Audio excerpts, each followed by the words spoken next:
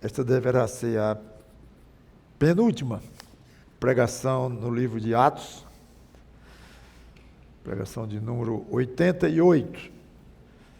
Parece que por causa de uma nós vamos chegar em 90 pregações, desde o capítulo 1, versículo 1 até o último, como eu gosto de fazer, expondo um livro inteiro das Escrituras. Então vamos a Atos capítulo 28.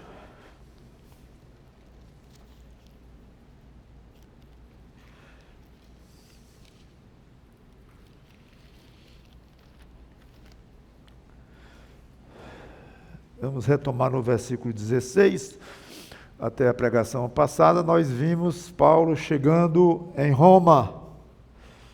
Já havia estado preso 2 anos em Cesareia, foi enviado para Roma, pegou 2 ou 3 navios, e naufragou num, depois pegou outro, e aqui estamos com Paulo em Roma, preso. Atos 28, versículo 16 em diante. Uma vez em Roma, foi permitido a Paulo morar por sua conta, tendo em sua companhia o soldado que o guardava. 3 dias depois, ele convocou os principais dos judeus, e quando se reuniram, lhes disse: varões, irmãos, nada havendo feito contra o povo ou contra os costumes paternos, contudo vim preso desde Jerusalém, entregue nas mãos dos romanos, os quais, havendo-me interrogado, quiseram soltar-me, sob a preliminar de não haver em mim nenhum crime passível de morte. Diante da oposição dos judeus, senti-me compelido a apelar para César, não tendo eu, porém, nada do que acusar minha nação. Foi por isto que vos chamei para vos ver e falar. Porque é pela esperança de Israel que estou preso com esta cadeia. Vamos orar. Obrigado, Senhor Deus, pela Tua palavra, que o Teu Espírito Santo nos ajude a transmiti-la e que ela encontre corações abertos de crentes que são habitação do Teu Espírito e que aprendam coisas espirituais cada vez mais para viver de uma maneira mais santa e pura a Deus. Viver como Cristo merece, como Cristo é digno de que cada servo dele se comporte. E que a palavra também encontre corações que ainda de alguma forma estão endurecidos, não foram amolecidos o suficiente, pelo menos para o entrega a Cristo. Que haja esse trabalho, não meu, mas do Teu Espírito Santo, quebrando rochas, quebrando corações de pedra, como os nossos corações eram, nós crentes, e se tornaram corações de carne, ou seja, corações macios ao trabalho do alto. Então, toca nos corações, como Tu quiseres, faz esta obra. Em nome do Senhor Jesus Cristo. Amém. Então, vocês viram que Paulo não foi para uma cadeia. Não ficou numa cela lá com outros presos, não. Foi dado um tratamento bem especial a Paulo. Em consideração pelo fato de que era um crente em Jesus Cristo. Não, nada disso. Absolutamente. Talvez por ser cidadão romano, isso pode ter pesado bastante, já falamos sobre isso. E também pelo fato de não haver sido condenado. Ele não foi condenado em momento nenhum, em nenhuma instância romana. Então, ele viveu numa casa, às próprias custas.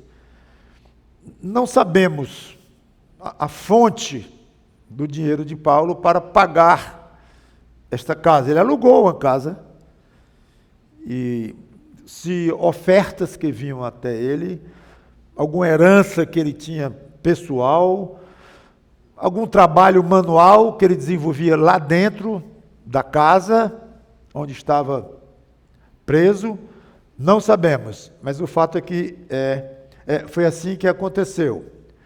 Agora, obviamente ele não podia sair, ele estava preso e devidamente escoltado, um soldado ao lado dele o tempo todo, e tudo indica que levemente acorrentado ao soldado. Quer dizer, o tudo indica é o levemente, porque acorrentado ele estava. Tanto que ele vai dizer que lá na frente, falando nessas cadeias, que ele vai mostrar lá para os judeus. Não sabemos se ele estava o tempo todo acorrentado, ou se era apenas em alguns momentos. Não sabemos, mas um soldado ao lado dele, direto. Já pensaram no privilégio desse soldado? 24 horas por dia ao lado de um cidadãozinho aí chamado Paulo, o nosso querido Paulo, que um dia ia dar nome a igrejas, a ruas, avenidas, bairros, cidades, estados, pelo menos no nosso país, a maior cidade, a cidade mais rica do país, tem o nome dele, o estado mais rico do país, tem o nome dele, São Paulo, a gente nem se lembra às vezes. Vou a São Paulo, voltei de São Paulo aqui, São Paulo ali. É ele, o nosso querido irmão em Cristo, Paulo, que estava ali agora acorrentado ao lado de um soldado. Eu gostaria muito de saber o que rolou entre os dois, se esse homem se converteu, se não se converteu, se ficou amigo de Paulo, se era malvado com Paulo, cruel, ou se era benigno para Paulo, não sei, não temos informação. Após 3 dias ali, rápido, hein? Paulo manda chamar os líderes da comunidade. De alguma forma, ele mandou alguém convidar em nome dele, comunidade judaica em Roma, comunidade grande, forte. Alguns foram, e ele explica, como vocês viram aqui, com muito cuidado. Aliás, é de uma inteligência enorme, de uma diplomacia, o que Paulo fala para os judeus e que eles respondem para Paulo. Ali era padrão elevado de habilidade, de a parte política, até onde Paulo iria falar para eles o que tinha acontecido, até onde eles diriam que estavam familiarizados com o problema de Paulo. Tudo era muito delicado, muito, para as duas partes, especialmente para os judeus livres, que não queriam confusão, obviamente, com o império, o imperador estava na capital ali, então tudo com muito cuidado, muita cautela. Então Paulo diz que não fez nada contra os costumes judaicos, paternos, como ele chamou aqui. Ele já vai dizendo, não fiz nada. Ou seja, se há alguma acusação, eu não reconheço nada além do fato de que eu não saí dos costumes paternos, foi o que ele disse. Os romanos até cogitaram em soltá-lo, como ele disse. Havendo-me interrogado, quiseram soltar-me, porque não viram em mim nenhum crime passível de morte. Mas por causa da oposição dos judeus lá de Jerusalém, ele preferiu ir para Roma, até por uma questão de segurança própria. Ele previu que seria, se ele fosse solto pelos romanos lá em Cesareia, em Jerusalém ainda, especialmente em Cesareia, como vimos toda a história, se ele fosse solto, ele seria facilmente morto pelos judeus. Então ele achou até mais seguro, e ele tinha direito, como cidadão romano, eu apelo para César, para o imperador. Esclarece que ele não tinha nenhuma acusação formal para fazer contra o país de Israel, a nação dele. É interessantíssimo isso. olha, eu não estou aqui porque eu tenho alguma coisa contra os judeus de lá, que seria algo muito pesado para ele, se ele tivesse algo assim. Ele estava em Roma para ser julgado porque havia falado mal da sua terra, dos seus líderes, das suas autoridades lá em Jerusalém, e seria um ponto complicado para ele. Eu não tenho nada contra Israel. Estou logo dizendo, nada. E termina dizendo, eu fui preso, sabe por quê? Aí usou uma palavra, uma expressão espetacular. Espetacular. Versículo... Estou preso pela esperança de Israel 20. Foi por isto que vos chamei para vos ver e falar, porque é pela esperança de Israel. Ele queria falar em Jesus Cristo, mas ele começa falando uma expressão um pouco vaga, para não já causar um choque imediato com os judeus. Mas antes de tudo eu quero observar a iniciativa de Paulo. Com 3 dias ele convocou então os principais judeus para marcar uma conversa. Vemos então aqui a impressão digital de um homem altamente eficiente. Eficiente. De iniciativa. Um líder. E que vocês que gostam de liderança, gostam de estar à frente de algum grupo, de algum departamento, alguma área na sua igreja, em outro lugar, onde for. Aqui há uma lição excelente de Paulo. Teria sido muito fácil, cômodo para ele, até natural, ficar quieto, preso, dentro de uma casa, com um soldado do lado, às vezes amarrado, acorrentado esse soldado. Eu vou fazer o quê? Eu vou orar aqui, bater papo com esse soldado. Como eu falei, talvez algum trabalho manual para ter alguma renda, não sei. Mas ele poderia facilmente ter se considerado impedido de trabalhar, de desenvolver o seu ministério. Impedido. Até de uma maneira muito honesta mesmo. Eu não posso fazer nada. Enquanto eu tive liberdade, Jesus Cristo sabe o que eu fiz, o que eu andei, o que eu passei, sabe. E muita gente sabe, os perigos que eu passei, minhas ousadias, minhas fugas, descendo no muro de um muro dentro de um cesto, eu fiz o que eu pude, arrisquei ser morto em Jerusalém, enquanto eu pude, agora aqui parado, não dá. Seria uma justificativa razoável. Mas quem é muito eficiente não se deixa vencer facilmente, não, por dificuldades que apareçam. Ele cria soluções, imagina saídas, toma iniciativas para alcançar alguns objetivos. Iniciativa. E Paulo então tomou a iniciativa de, vou fazer alguma coisa aqui. Eu não posso ir a eles, que aliás vocês sabem qual era o costume de Paulo, de acordo com o movimento em Atos, quando chegava num lugar, o que era a primeira coisa de Paulo? Ia à sinagoga dos judeus, falava o evangelho, dava problema, sempre, era expulso, ou ficava sem condições de desenvolver nada ali, ia para um lugar perto e abria, então, um lugar, uma ocasião para falar aos gentios, às vezes até pertinho da sinagoga. Alguns judeus vinham com ele, abertos ao evangelho de Cristo, a maioria não. Então, esse era o costume de Paulo. Muito bem, então Paulo chega em Roma, devia estar louco para ir para alguma sinagoga. Tinha muitas sinagogas em Roma, não era a sinagoga, cidade pequenininha sim, mas Roma tinha muitas sinagogas, muitas. Ele poderia ter ido para alguma delas, ou para a maior, ou principal, não pôde.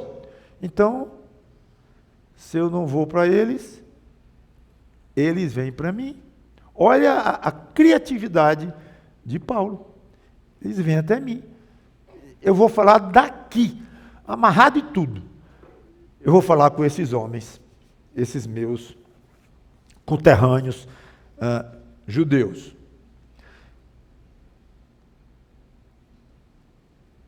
Você tem iniciativa no serviço de Deus? Porque iniciativa, como eu falei, é algo importantíssimo na vida de qualquer um. Inclusive, é um fator crucial na avaliação entre profissionais. O fulano tem iniciativa, deve estar presente em qualquer entrevista de emprego, alguma maneira de saber se o candidato tem iniciativa.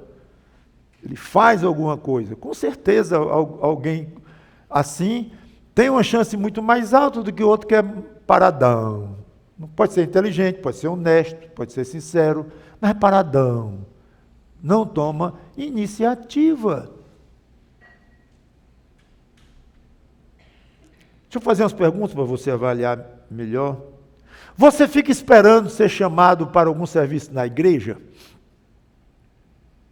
Que você tem até vontade de servir. Talvez fique até irritado. Não sei. Porque ninguém notou que você tem um jeito. Estou aqui, ninguém nunca me perguntou, o pastor não me convidou para fazer parte de nada. Meu nome nem apareceu na eleição do final do ano. Estou aqui. É assim que você faz? Ou você vai se expondo a um convite, pelo menos discretamente? Tem alguns que vão para o outro lado, que eu já vi, diácono, trabalhando para ser eleito no fim do ano. Esse aí eu dei um jeito para não ir nem para a eleição. Faz muitos anos isso. Trabalhando, meses antes, trabalhando para quando chegar o dia da eleição, ele ser diácono. Não, aqui, vai lá para um partido, vai para Brasília lá, e aqui não. Então ele ficou lá uns 2 anos, ali talvez 3, aí foi chegando a hora, ok, foi. Grande diácono, depois, anos e anos e anos diácono. Mas só quero lembrar que não é também chegar e começar a fazer campanha. O pastor disse para eu não ficar quieto, então para ter iniciativa, eu quero trabalhar no departamento tal, na área tal, então chega lá e fala, manda o WhatsApp lá para o coordenador, ou para o pastor auxiliar, ou para o pastor, e que quer, e vai. Não, assim não. Não force não, que não é bom. Pastor, então tem que ser uma certa sabedoria, porque se eu ficar parado não é bom. Se eu me enxerir demais, como diz o Matuto, é ruim. É mesmo, está certo. Tenha sabedoria, vá com habilidade, converse, exponha, faça saber aos líderes da igreja que você gosta de crianças, gosta de música, gosta da área tal, e aguarde. Ore a Deus, se coloque aos pés do Senhor Jesus Cristo, estou aqui esperando um serviço nesta igreja, e pronto. Mas tome alguma iniciativa, se não chegar antes algum convite para você. Quando você tem uma ideia, agora o assunto aqui é a igreja, você procura o responsável da área, ou você, tão complicado aqui, tem que falar com um, fala com outro, e dinheiro, fala com o departamento do Conselho de Patrimônio, aí isso, aquilo, não. Não faça isso. Não faça isso. Se você tem uma ideia, uma sugestão, uma coisa, vá em frente, faça chegar na pessoa que deve chegar. Nunca esqueci, quer dizer, esqueci e não esqueci. Eu nunca esqueci que alguém muito modesto, em termos de conhecimento bíblico, inclusive, de formação, de instrução, há pouco tempo na igreja, lá na outra igreja, não aqui, ele um dia me deu uma ideia que eu não me lembrava de ter ouvido uma ideia tão inteligente. E precisamente para um problema da igreja que a gente estava lá. Não era um problema, era o funcionamento da igreja. Ele enxergou algo que seria muito mais prático, muito melhor para todo mundo, em vez de assim, ser assim. Pastor, posso dizer aqui, diga meu irmão, o que você quiser então. Não seria melhor assim. Não acredito. Como é que eu não enxerguei isso e nem ninguém ao meu redor aqui? Impressionante. Deus iluminou aquele irmão. Então, ele teve uma ideia e foi adiante. Poderia ter sido rechaçado, né? Não, não, obrigado. Então, se eu fosse grosseiro, não, você vem me sugerir, obrigado, irmãozinho, cresça e apareça. Que seria uma péssima atitude, mas sei lá, ele correu o riscozinho dele. A propósito, você tem alguma ideia? Alguma sugestão? Até alguma crítica? Construtiva.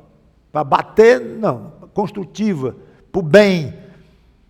E especialmente, que é o meu contexto aqui, uma ideia para a nossa igreja, uma nova área de atuação na nossa igreja. Chame o pastor Wallace, converse com ele, comigo. Se é área de música, Mateus, mocidade, fala com o Pepe, ou outra área qualquer que seja. Está faltando um departamento aqui nessa igreja. Ah, eu sei, nós temos que aprimorar o departamento de missões, o departamento de evangelismo. Não, o departamento de missões não. O de evangelismo, não, também temos que aprimorar, estão meio parados esses dois aí e tal. Mas é outra coisa. O quê? Aí pode vir uma ideia absolutamente fantástica, que o Espírito Santo lhe deu. A igreja não é o pastor, os pastores, ou os conselhos, na igreja somos todos nós. Quando você vê um defeito ou um problema, você procura a pessoa da área, aí mesmo um problema, um defeito, aí não é nem alguma ideia que você teve, não, é você vê um defeito, está errado.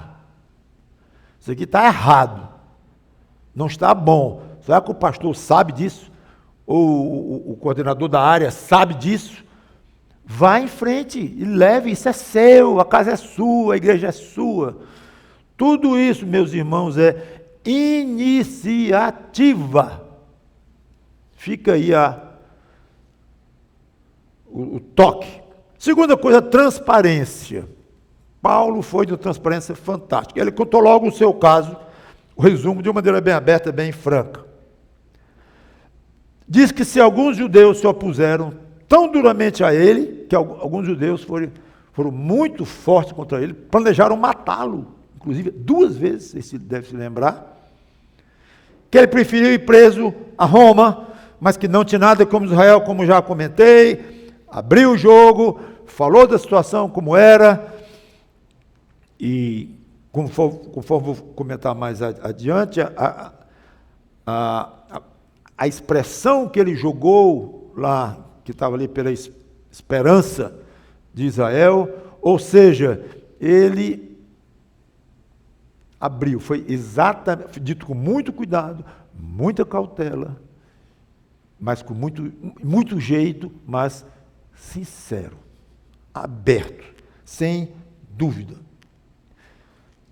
Excelente lição aqui de Paulo, nos seus relacionamentos sejam abertos. Abertos. Isso não quer dizer que você vai expor cada partícula do seu coração, ou cada átomo do seu pensamento, do seu cérebro que gerou um pensamento, vai dizer tudo, abrir tudo. Não, claro que não. Não é sabedoria. Né? Mas dentro de limites aceitáveis, o máximo que pode ser, seja franco, aberto, sincero. Isso é característica do crente. 2 Coríntios 1:12 diz assim, eu posso ler lá só. 2 Coríntios capítulo 1, versículo 12, que diz assim, porque a nossa glória é esta, o testemunho da nossa consciência, de que, com santidade e sinceridade de Deus, ou diante de Deus, ou sinceridade típica de Deus, com sinceridade de Deus, não com sabedoria humana, com aquele jeitinho político, inteligente até, mas sabido, sabe aquela noção de sabido, que é uma sabedoria do mundo, mal intencionada, não é bom. Então ele diz aqui, não com sabedoria humana, mas na graça divina e tal. Então, sinceridade. A palavra sincero no grego, ela é uma junção de duas. Sol e julgamento. Sol e julgamento. O que tem uma coisa a ver com a outra? Dizem os estudiosos, os eruditos,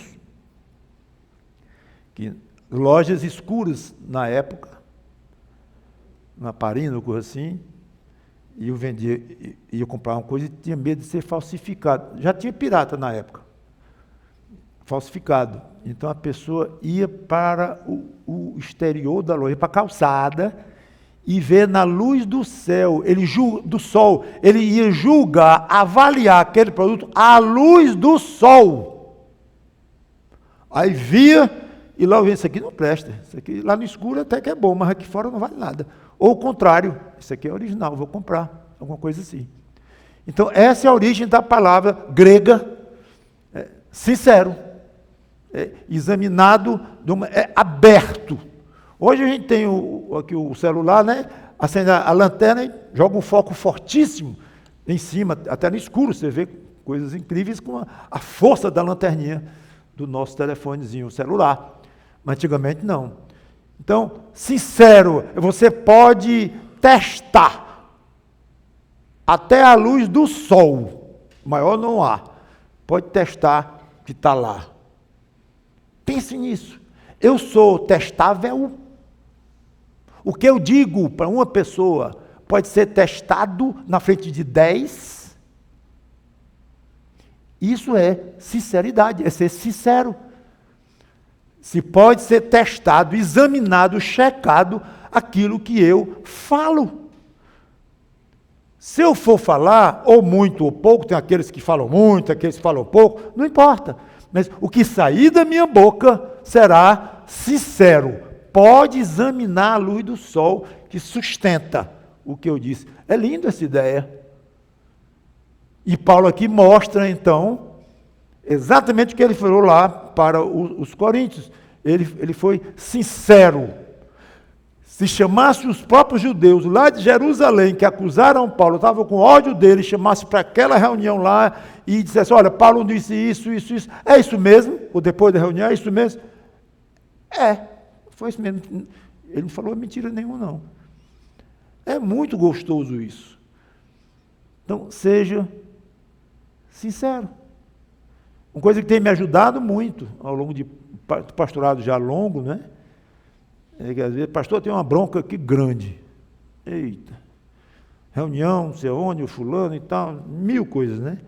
E dá aquele medo. O que houve? O que eu fiz? O que eu disse? E tal. Aí sempre eu me lembro disto, graças a Deus. Eu fui sincero. Nas coisas que eu falei com o irmão, com a irmã, com isso, o problema que deu, fui sincero. Posso ter sido grosseiro, posso ser obrigado a pedir perdão, não tem problema. Não tem problema. Posso ter me enganado, posso ter isso, disse uma coisa achando que era outra. Tudo isso é possível. Não tem um comportamento perfeito, nem sou o dono da verdade. Mas a arma da sinceridade, vocês não podem, os sinceros podem imaginar, mas digo, como pastores, só poucos aqui sabem o valor disso, do peso da arma da sinceridade. Diga lá, meu irmão. Às vezes está na frente de uma comissão, né? Diga lá. É duro. Mas com sinceridade por trás você segura. No fim, como disse, resolve-se. Mas o senhor disse uma coisa e foi outra. Aí não tem, aí é complicado. Porque também pode pedir perdão, pode, eu sei disso, mas ir para frente. A relação para frente, a confiabilidade para frente, como é que fica? Então ele falhou aqui, disse uma coisa que não era, e daqui a uma semana vai ser novo, e daqui a um mês. Quando é que ele vai resolver passar um produto que não é testável à luz do sol? Passa 10 que são bons, mais um. Na igreja, não dá.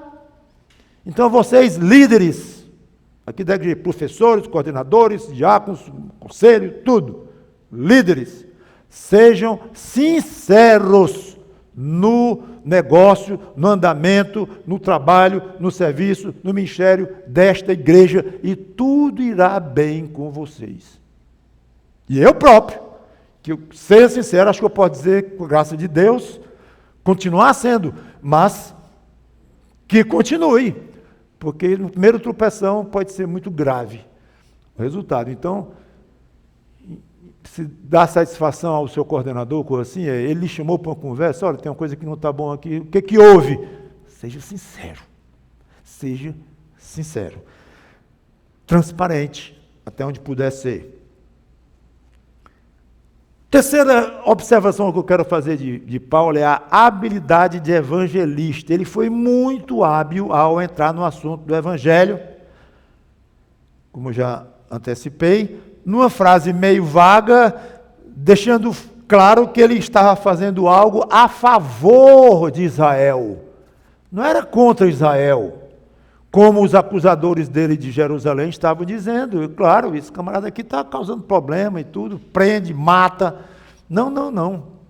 Eu estava fazendo algo a favor de Israel.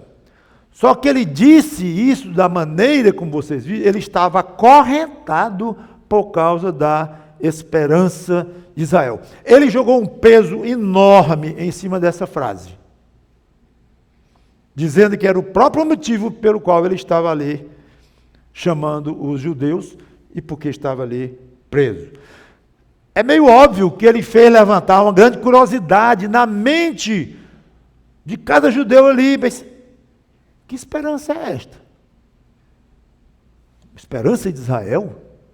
Ele jogou, ele plantou uma dúvida no sentido de levantar assim, o que será que ele está dizendo?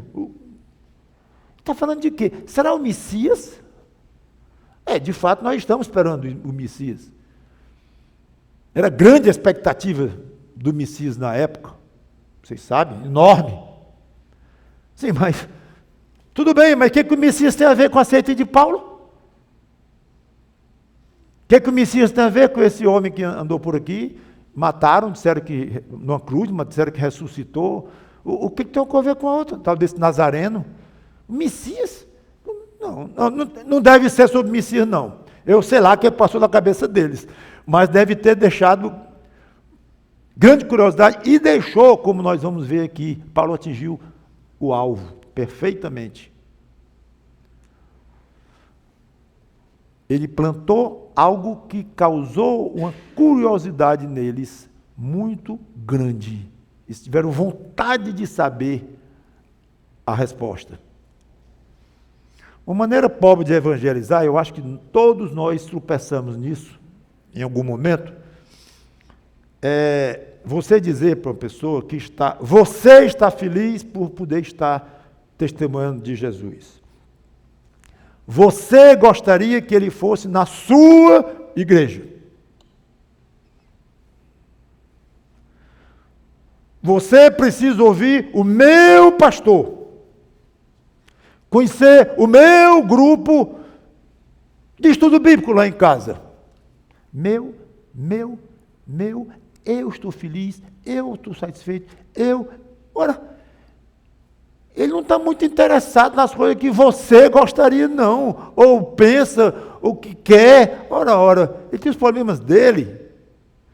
Eu vou animar a pessoa a conhecer Jesus Cristo com afirmações de coisas que eu gosto, que eu gostaria, que eu acho legal.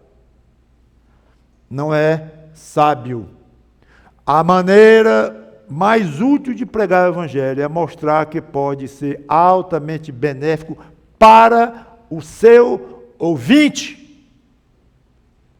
Você acha que tem grande efeito dizer, eu gostaria muito que você se convertesse? Bacana, né? Gostaria mesmo? Gostaria. Legal. O que você passou com isso? O que você vai mexer com o outro ao dizer que você gostaria? Vai ganhar uma medalha na igreja? Tem igreja que dá medalha para gente que ganha almas para Cristo e tal, acho esquisito, mas tudo bem. Ou seja, não interessa, a rigor, não interessa o que você pensa, não, o que você quer, que você gostaria, isso é secundário. Claro que Tem sentido dizer, até poderia ir na sua igreja, será muito bom você ir na minha igreja, vai lá. Eu sei disto, mas não é o foco. Entende, gente? Não é o foco, não é o que você quer. Olha, eu tenho algumas coisas para lhe dizer que podem ser tão importantes para essa sua insônia. Essa sua insônia, que você acabou de dizer que está sofrendo muito com insônia, com angústia, com isso, com aquilo, um peso no coração, está sentindo estranho. Eu tenho muito o que lhe dizer, pessoalmente, através de outras pessoas. Você acha que vai gostar muito de ouvir o que eu tenho ouvido? Na hora, você acendeu uma luz completamente diferente na mente e no coração daquela pessoa. Não quer dizer que ele vai ou ela vai se converter ali. Não. Mas você foi pelo caminho certo.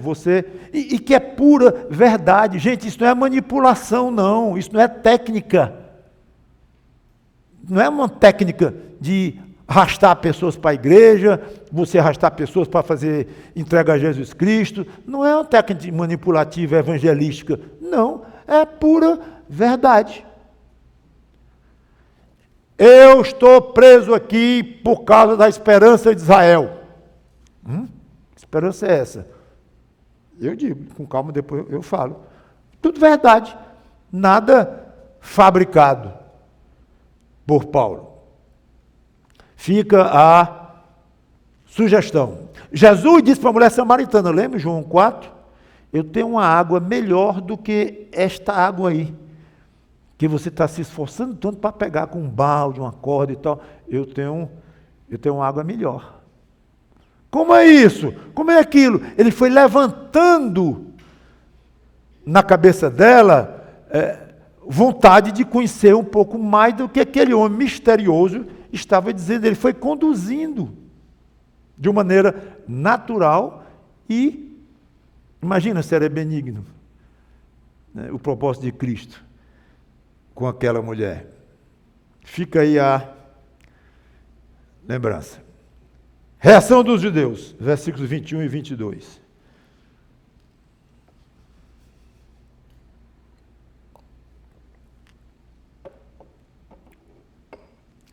Então eles disseram, nós não recebemos da Judéia nenhuma carta que te dissesse respeito. Também não veio qualquer dos irmãos que nos anunciasse ou dissesse de ti mal algum. Contudo, gostaríamos de ouvir o que pensas. Olha, estão vendo? Ele levantou no coração daqueles homens a vontade de ouvir com mais detalhes. Espetacular, genial de Paulo. Gostaríamos de ouvir o que pensas, porque, na verdade, é corrente a respeito desta seita que por toda parte é ela impugnada. Já falei aqui no F.F. Bruce, que eu gosto muito dos comentários dele. Ele disse, isso aqui é uma verdadeira aula de diplomacia desses judeus. Paulo de um lado, com a sabedoria e a habilidade dele, e do outro, esses judeus, que na minha convicção é um povo muito mais inteligente do que qualquer outro povo desta terra, muito acima. Basta olhar a relação de prêmios Nobel, não se discute. Então aqui está um peso pesado aqui. Paulo de um lado, com o Espírito Santo dentro da alma dele, tomando Paulo nas mãos, e esses judeus inteligentíssimos e sagazes aqui do outro lado. Primeira coisa, cordialidade. Muito cordial. Nós de fato não vimos nada contra você, nem por causa, alguma carta da Judéia, nem por ninguém. A ideia é que ele não queria se envolver muito com Paulo. Podia ser uma armadilha, não que Paulo estava lançando, podia ser perigoso para eles mostrar algum tipo de envolvimento com Paulo que o pessoal do imperador não gostasse. Então, o melhor que eles podiam fazer era ficar meio distantes. Nós não estamos sabendo bem. Detalhe, a carta de Paulo aos romanos tinha sido enviada uns 3 anos antes. E tinha muitas igrejas cristãs, sim, em Roma. Talvez há uns 10 anos. Pode ser que a igreja de Roma tenha sido a primeira igreja fora da Palestina, na época, a ser fundada. Então, estava razoavelmente arraigado ali na cidade. Não sei se na cidade toda, nem ainda não tinha chegado ao ponto de Nero perseguir os judeus de uma maneira aberta. Não, estava piorando a coisa. Seja como for, eles tinham noção, sim, tinham noção do cristianismo razoável. Paulo era muito comentado o próprio nas igrejas cristãs. Tudo bem, eles não tinham ligação com as igrejas cristãs, mas sabiam de algumas coisas. Talvez muito mais do que estavam dizendo aqui, mas altamente prudentes. Vejam então que ele disse que não tinha nada contra Paulo e tal. Porém, olha o porém, eles chegaram lá no ponto. Não tem nada contra ti, nada, nenhuma carta, nem mal. Contudo, quando você ouvir numa conversa, contudo, mas, porém, contudo, todavia, levante o... Eu me lembro quando eu escrevia, ainda escrevo, mas passei um tempo sem escrever, eu mandava meus originais para as editoras, aí vinha uma carta. Aí quando a carta vinha elogiando, digo, me dei mal. Recebemos seu original, achamos excelente, e tal, digo, me dei mal. Elogiava, espetacular e tal. Eu só esperando as 3 palavrinhas, as 3 letrinhas. Mas, algumas vezes tira e queda. Mas, pronto. Mercado e tal, algum motivo lá qualquer, e muito obrigado. Então, é típico. Alguma coisa que começa com elogio, começa muito bem, você fica meio desconfiado, e lá vem o mas, porém, contudo, todavia. E aqui tem o contudo, que poderia ser mais, claro, é tradução, né? Contudo, gostaríamos de ouvir o que pensas. Estavam curiosíssimos nesse negócio de esperança de Israel, e era a oportunidade de ver o famoso Paulo na frente deles, preso, e explicar, de uma maneira desfavorável, como ele estava lá, claro, explicar o que ele pensava, nós queremos ouvir falar.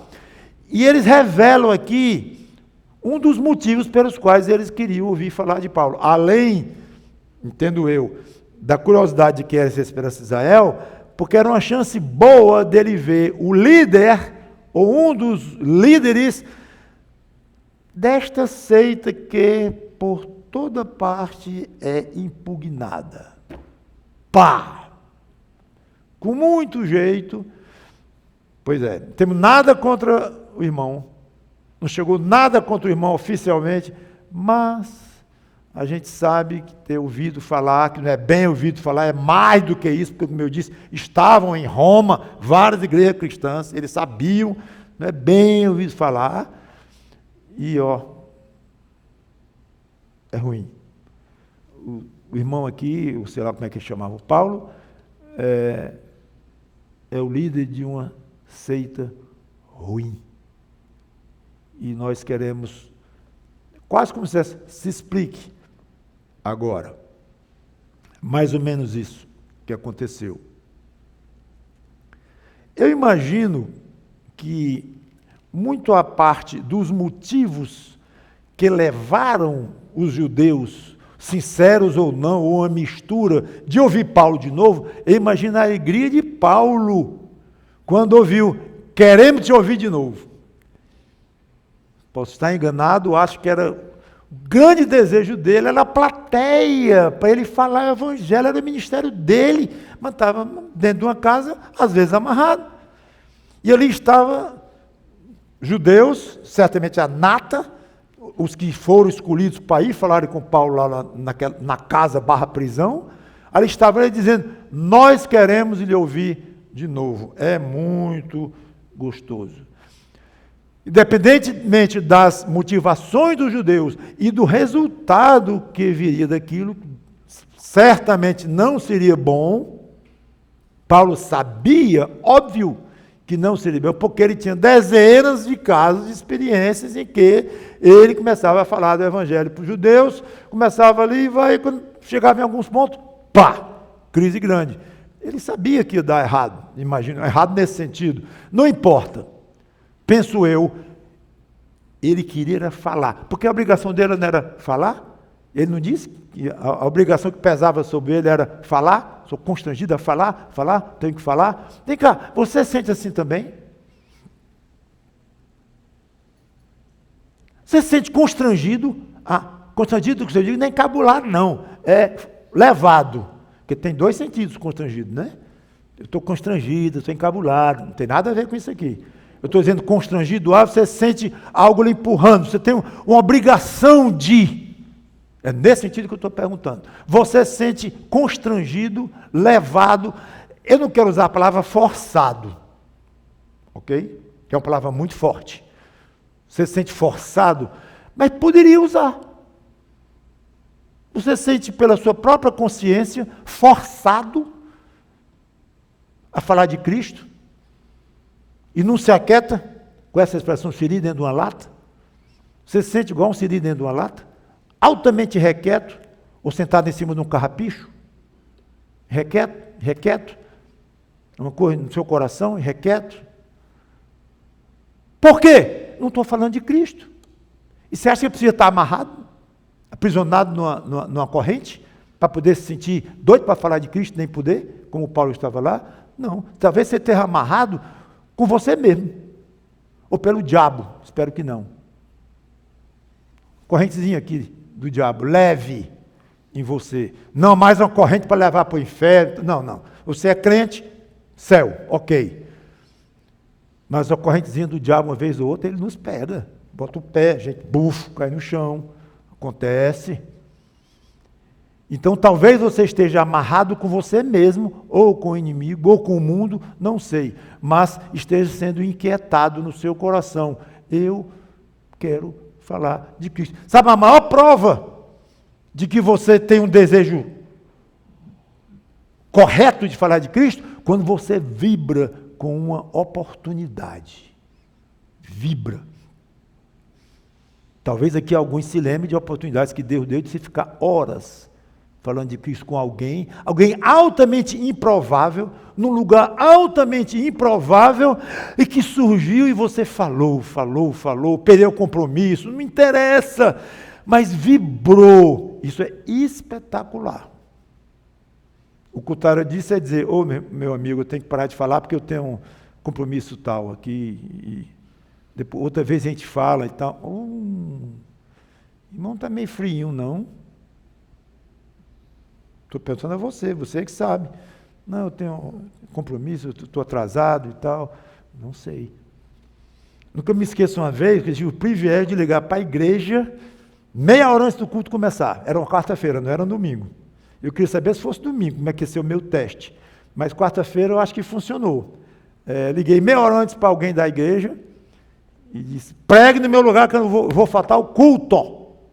Saí assim de lado e disse, não vou sair daqui não. Era uma conversa que apareceu com alguém lá, eu empolgadíssimo, digo, não, eu falto o culto, mas eu não vou deixar essa oportunidade passar de jeito nenhum. E faltei o culto. E alguém pregou e disse, e orem lá pela minha conversa aqui, tem mais essa. Eu vou dar trabalho a vocês aí. Então, se cheque, se examine, se você vibra. Porque, olha, se você vai chegar à conclusão que faz 6 meses que você não fala de Jesus Cristo para ninguém e nem tomou iniciativa nenhuma, como já comentamos. Mas eu vou aos cultos. Mas eu dou meu dízimo. Mas isso aqui. Não é nada que nós estamos falando. É da vibração em poder falar de Cristo. Resultado de falar de Cristo? Não interessa. Pode ser horroroso. pessoa lá pode lhe humilhar, gritar com você, lhe ofender, lhe bater. Bater não tem sido o caso. Mas reagir mal é muito comum. Muito comum. Com má educação, grosseria, muito comum. Que seja. Ou então é neutro, educada, ri, mas não dá em nada. E outros o Espírito Santo capta e leva para Cristo. É um espetáculo, absolutamente espetacular. Então fica aí o desafio. Encerrando o versículo 23, vou encerrar aqui. Havendo-lhes ele marcado um dia, vieram em grande número. Olha a mudança, parece que foi um número muito maior do que estava lá. Grande número ao encontro de Paulo na sua própria residência. Então, desde a manhã até a tarde, olha o tempo aí, Paulo devia estar vibrando demais. Desde a manhã até a tarde, lhes fez uma exposição em testemunho do reino de Deus, procurando persuadi-los a respeito de Jesus, tanto pela lei de Moisés, como pelos profetas. Chegou o grande dia que eles tinham marcado. Não sei se Paulo dormiu naquela noite, na expectativa de falar de Cristo para um monte de judeus, da grande Roma, estava no centro máximo, ali, como vocês sabem. Por motivo de segurança, muito provável que ele estivesse acorrentado ali. A pregação durou talvez 6 horas, 7 horas, porque disse que dia adentro, né? Certamente muito interrompida com perguntas, que era natural na época. Assunto geral, reino de Deus. Assunto particular do assunto geral, no centro, Jesus Cristo. Que coisa espetacular. Lucas, mais uma vez, o autor de Atos, deixa claro que Paulo centralizava toda a sua pregação na pessoa de Cristo. E era muito importante, extremamente importante, mostrar para os judeus que Cristo não era uma invenção de uma seita nova. Não é uma seita, gente, que Paulo dizia aqui. Está predito no Velho Testamento. Moisés havia falado dele, de Jesus Cristo, sem dizer o nome. A lei apontava para ele. Os profetas haviam falado nele. Então, toda a capacidade de Paulo foi usada aqui para mostrar que Jesus Cristo era o Messias prometido para Israel. Pronto. Ele é a grande esperança de quem eu estava falando. Não está escrito isso aqui, mas é óbvio. Horas e horas de conversa. Eu quero a esperança lá. É esta. É esta. Imagina a decepção de muitos deles, né? Esse homem esquisito, que dizem que mataram, dizem que ressuscitou, que está no céu, é o nosso Messias? Morto numa cruz, amaldiçoado, que a lei diz que é amaldiçoado quem subir no madeiro. Esse amaldiçoado é o nosso Messias. Devia ter alguns ali com vontade de estrangular Paulo. Ele é o nosso Messias. Essa aí é a esperança de Israel. É. Mas como é que os judeus reagiram? Conforme está registrado, nós vamos ver no próximo pregação, se Deus quiser. E eu quero perguntar a alguém aqui que, porventura, não tenha Cristo. Independente de como aqueles judeus reagiram à pregação de Paulo, como é que você reage hoje, 2000 anos depois, à pregação do Evangelho?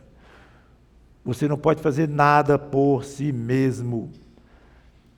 Se alguém não fizer algo por você, você estará perdido. Você precisa de uma esperança.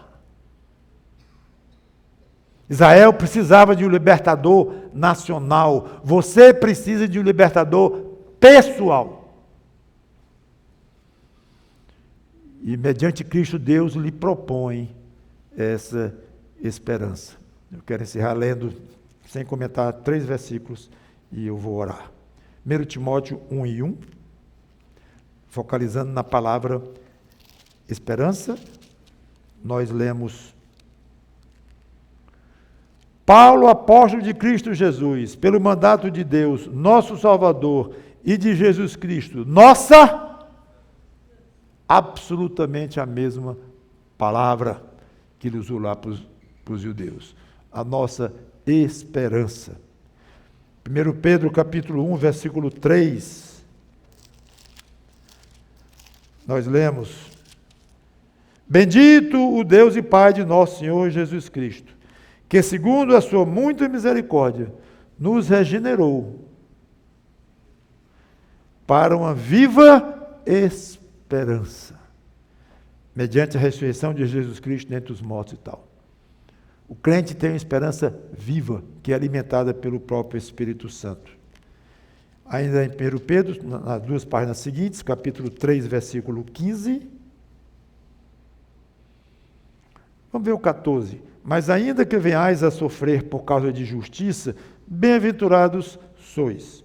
Não vos amedronteis, portanto, com as suas ameaças, nem fiqueis alarmados. Antes, santificai a Cristo como Senhor em vosso coração, estando sempre preparados para responder a todo aquele que vos pedir razão da esperança que há em vós. Como é que alguém vai pedir que você explique a esperança que há em você, se você nunca nem disse que tem esperança?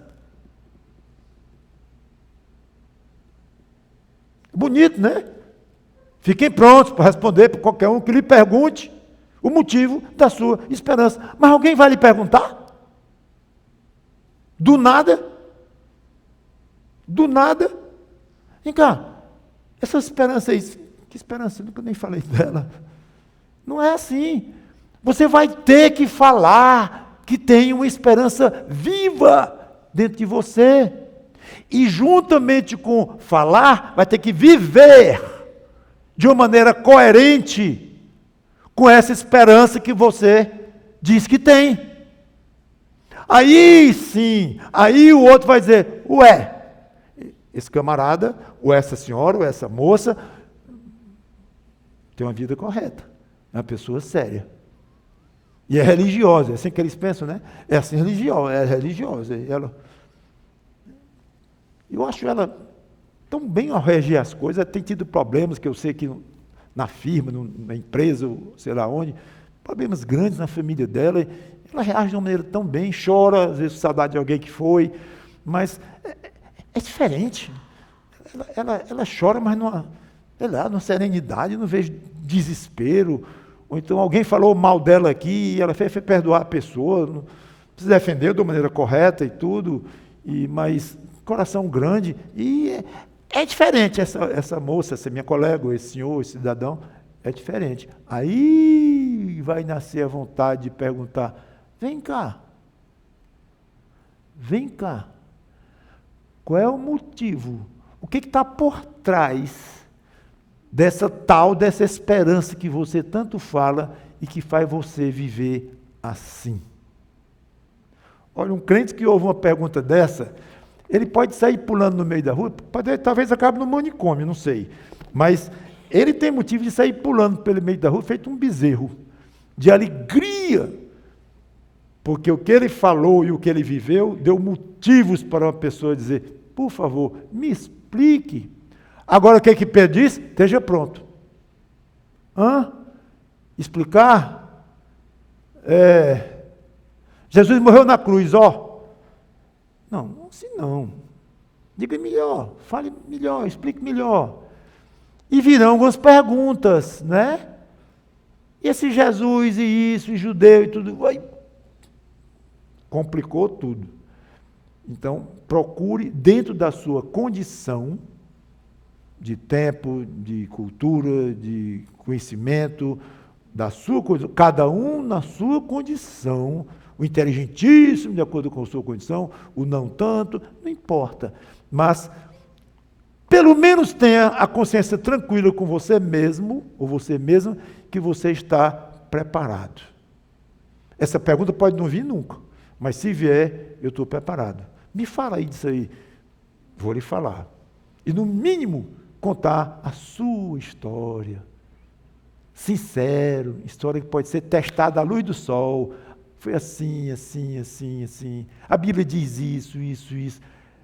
É espetacular. Então, se prepare, fale da esperança, viva coerentemente e que Deus lhe deu o privilégio de alguém um dia lhe perguntar isso e você, se não sair pulando por aí, pelo menos saia pulando dentro do seu coração. Vamos orar. Obrigado, Senhor Deus, pela Tua palavra, que o Teu Espírito Santo nos ajude a absorvê-la. Em nome do Senhor Jesus Cristo. Amém.